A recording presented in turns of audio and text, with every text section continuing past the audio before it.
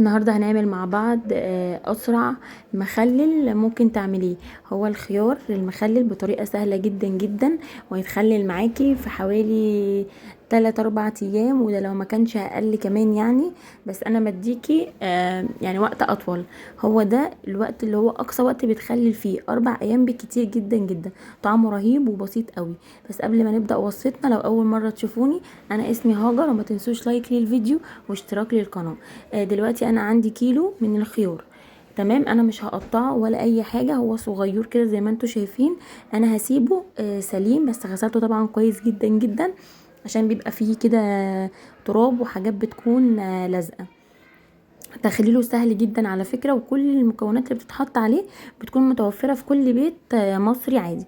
خدت هنا رتل كده من الميه السخنه. تمام، الميه دي مغليه، انا غليتها اهو في الكتل وصبيتها قدامك، وهنزل عليها بمعلقتين كده كبار من الخل.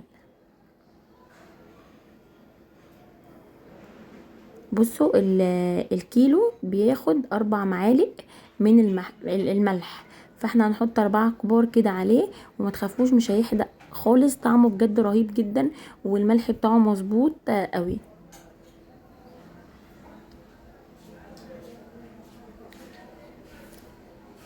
وصفة سهلة جدا، وتنفع يعني بيتحط جنب اكل كتير، بيبقى حلو قوي ورهيب. انا عن نفسي بحبه جدا، وبحب اكله قوي مع الطعميه، بعشقه، بيكون جميل قوي قوي بصراحه. دلوقتي انا بعد ما قلبت بقى الملح مع الميه كده والخل زي ما انتوا شفتوا كويس جدا جدا.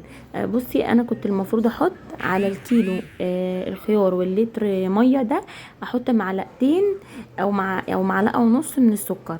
تمام، المعلقه الكبيره بتاعه الاكل. اوكي، انا كنت نسيت الخطوه دي، بس طبعا ما حطيتوش كده، برضه هوريكي حطيته امتى. لما حطيته يعني، هنا بقى عندي كده حوالي 7 8 فصوص من الثوم، قطعتهم طرنشات صغيره، وعندي معلقتين كبار من الشطيطه. رصيت الخيار زي ما انتوا شفتوا كده في البرطمانات ديت.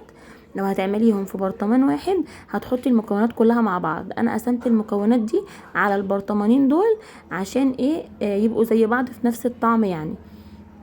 وحطيت الشطيطه والليمون اهم كده ايه عليهم. تمام، هناخد بقى الميه المحلول ده اللي احنا عملناه مع بعضه، وهنسقيه في الخيار بتاعنا. انتي بقى ممكن تحطي السكر معاهم وتقلبيه كويس جدا. انا عشان نسيت بصراحة ان انا احط السكر كده، فروحت حطيته في البرطمان، يعني في البرطمان كده هو على طول. بصوا اللتر خد البرطمانين بالظبط، وكان مظبوط كده ايه كويس. ممكن كمان نضيف له حبه كمان، بس انا بصراحه ما ضفتوش ولا اي حاجه. انا عايزه اقول لكم ان انا كل ده كنت ناسيه خالص موضوع السكر نهائي، ما افتكرتوش خالص، وقفلت البرطمانات وكل حاجه. بعد كده بقى رجعت فتحتها تاني، وقلت لازم برضو ان انا ايه اوريكم الخطوه دي.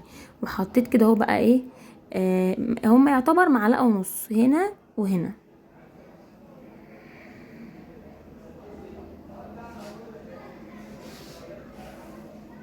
كده خلاص ده هتسيبيه بقى بره حوالي 3 ايام مثلا، يتخلل مع ايه مع نفسه.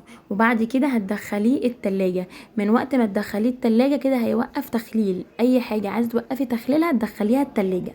اوكي، كده خلاص بقى. انا مرضتش افتح على البرطمان خالص، وايه لقيته النهارده كده استوى، عدى 3 ايام بالظبط فعلا، ولقيته استوى. قلت ايه، انا مش هنزل الفيديو غير لما اوريهولكم لما يستوي، واوريكم ايه هو عامل ازاي وشكله عامل ازاي. طعمه جميل جدا جدا ورهيب وسريع، وما خدش معايا وقت خالص، وزي ما انتم شايفين عامل ازاي.